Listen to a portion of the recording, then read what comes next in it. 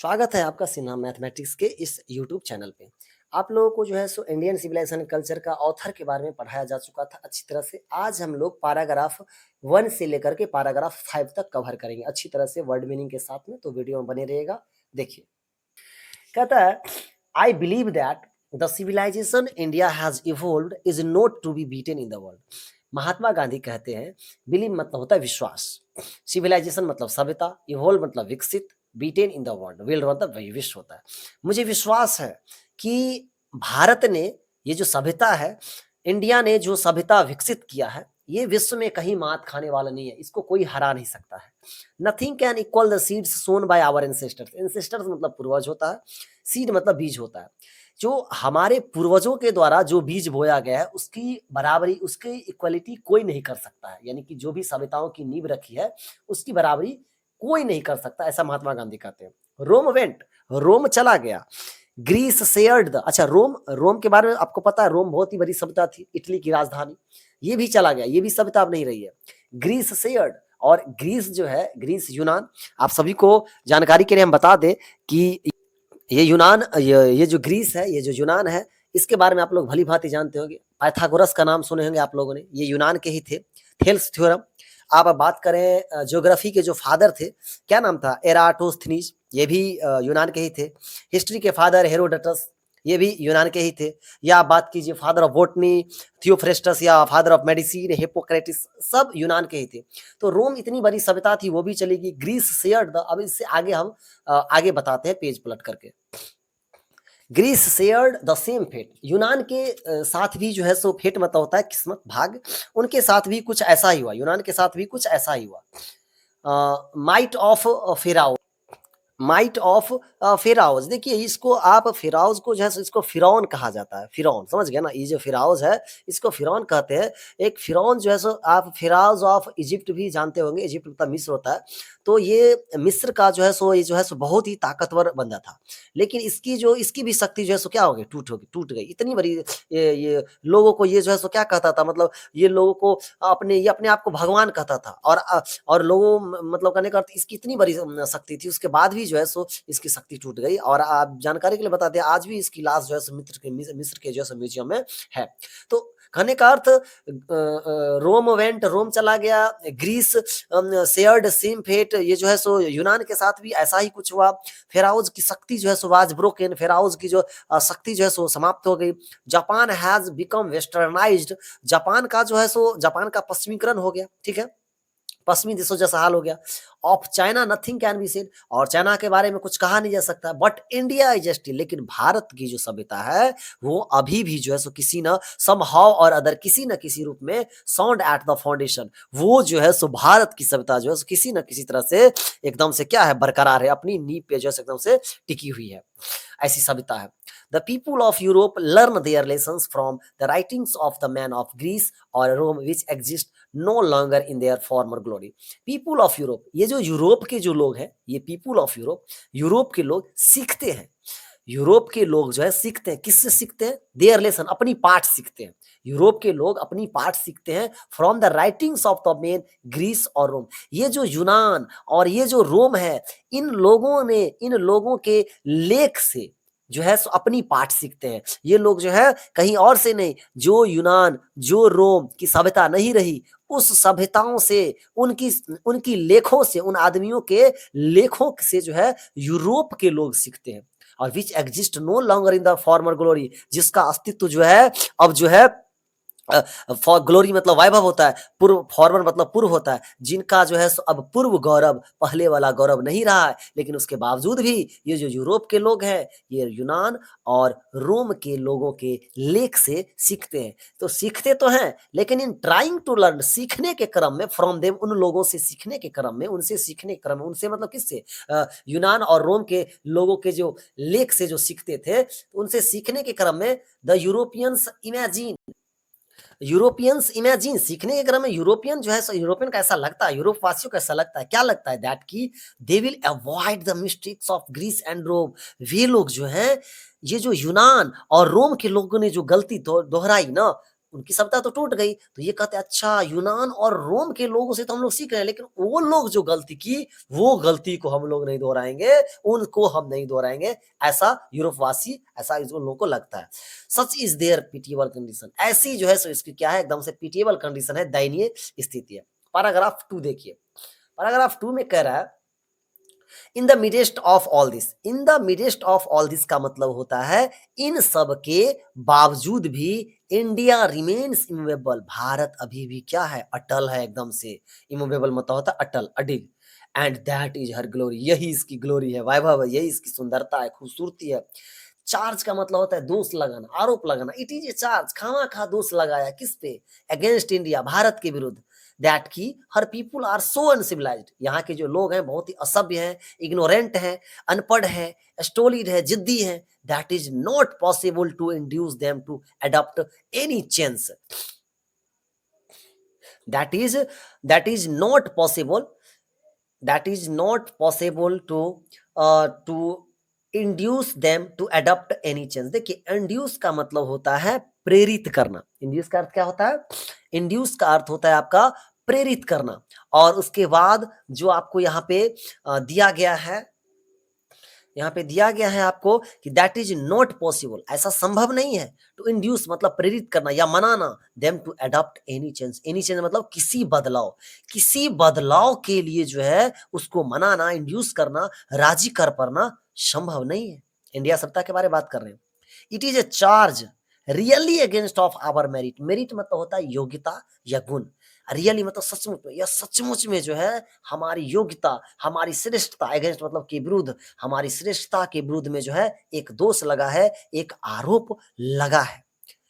Watt what we have tested, जो कुछ भी मैंने जांचा, जो कुछ भी मैंने परखा है, and found true on the anvil of experience, और जो कुछ भी मैंने पाया है true on the anvil of experience, experience मतलब होता है अनुभव, अपने तजुर्बे के, एनविल मतलब आधार हो गया, अपने तजुर्बे के आधार पर जो है मैंने जैसे उसको क्या कहा है, सत्य पाया है।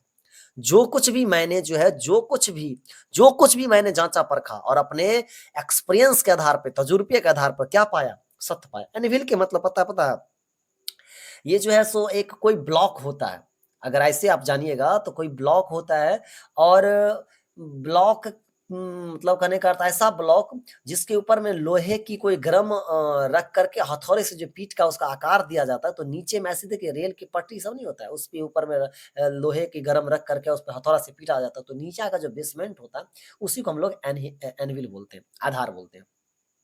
तो कहते हैं गांधी जी की व्हाट वी हैव टेस्टेड, जो कुछ भी मैंने जांचा परखा, and found true on the anvil of experience, experience अपने तजुर्बे के आधार पर मैंने सत्य पाया। वी डेयर नोट चेंज, हमें जो है बदलने की हिम्मत नहीं, हम बदलने की हिम्मत नहीं करते, बदलना भी नहीं चाहिए, हमें किसी परिवर्तन की जो है सो जरूरत नहीं है। मेनी थ्रस्ट, थ्रस्ट मतलब होता है थोपना, जोर से एकदम से कोनो चीज लाद दिया आप पे, मतलब कहने का many thrust their advice upon India, India के ऊपर में जो है बहुत सारे लोगों ने जो सो अपनी अपनी सलाह जो है सो थोपी है, बहुत सारी सलाह मशवरा जो है सो थोपने की क्या की है, कोशिश की है। एंड सी रिमेन्स स्टडी, लेकिन कोशिश तो की, लेकिन वो फिर भी क्या है, स्टडी है, एकदम से स्थिर है। दिस इज हर ब्यूटी, यही इसकी सुंदरता है।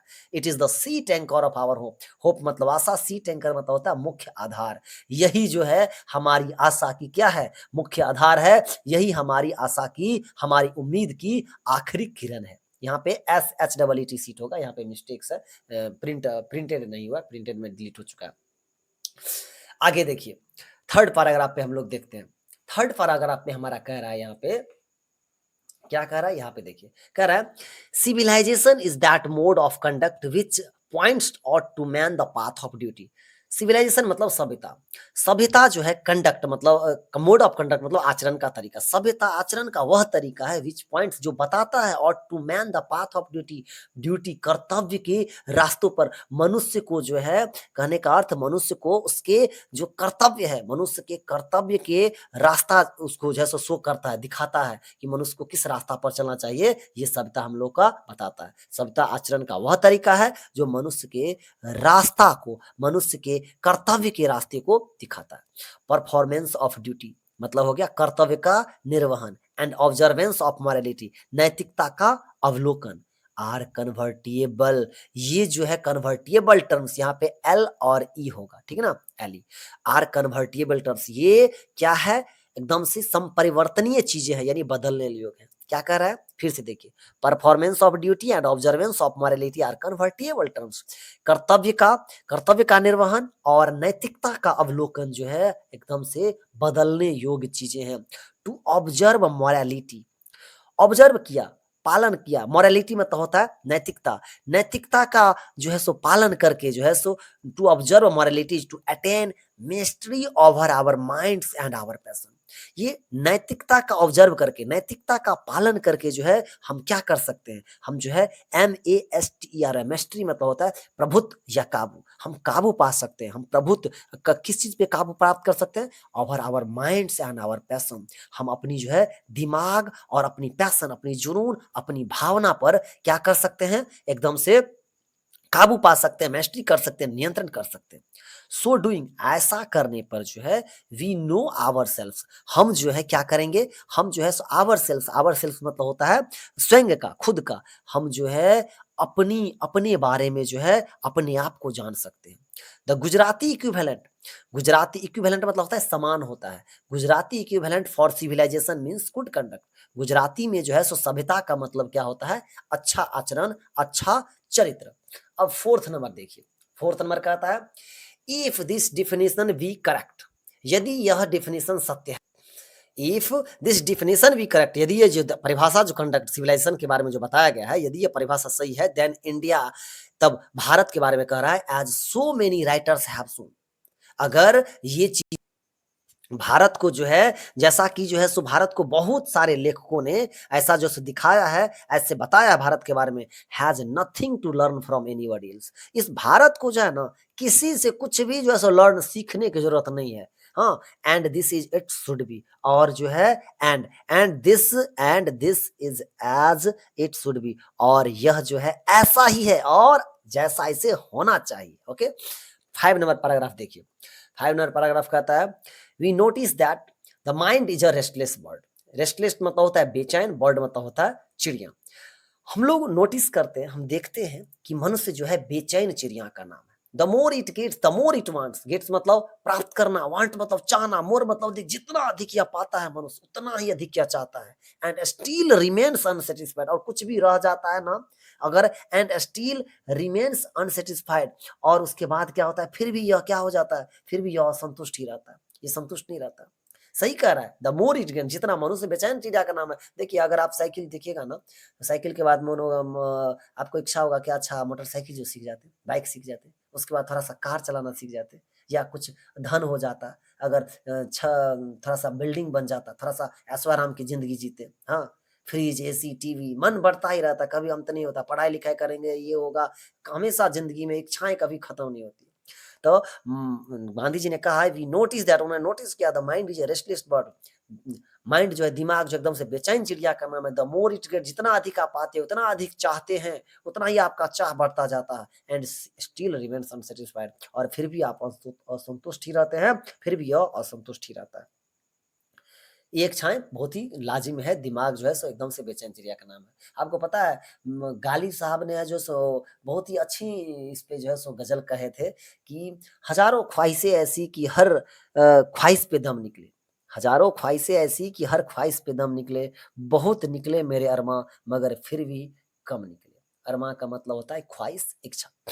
तो ये इच्छा जो है सो कभी समाप्त नहीं होती, इंसान कब्र में चला जाएगा उसके बाद भी शायद उसका इच्छा खत्म हो सकता है। हाँ, कब्र में धरती में मिट्टी में मिल जाता है बॉडी, तब तक इच्छा खत्म नहीं होती उनकी।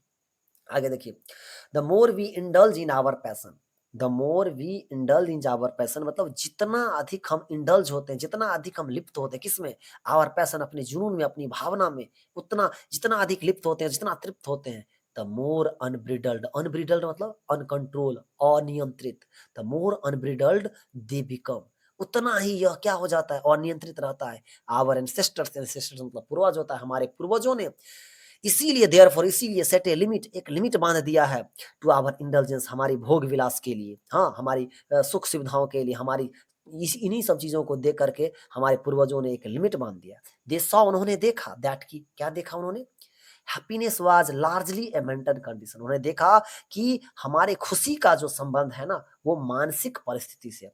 तो पैराग्राफ 5 तक हमने अभी कवर किया, वीडियो लंबा हो रहा है। तो वीडियो अच्छा लगे तो लाइक कीजिएगा, और कुछ राय विचार देना है तो कमेंट कीजिए। चैनल पे नए आए तो सब्सक्राइब कीजिएगा। अगला जो है अभी हमने पैराग्राफ 1 से लेकर के पैराग्राफ 5 तक कवर किया। नेक्स्ट वीडियो में आपको पैराग्राफ 6 से कवर करवा दिया जाएगा। ओके, तो मिलते हैं नेक्स्ट वीडियो में।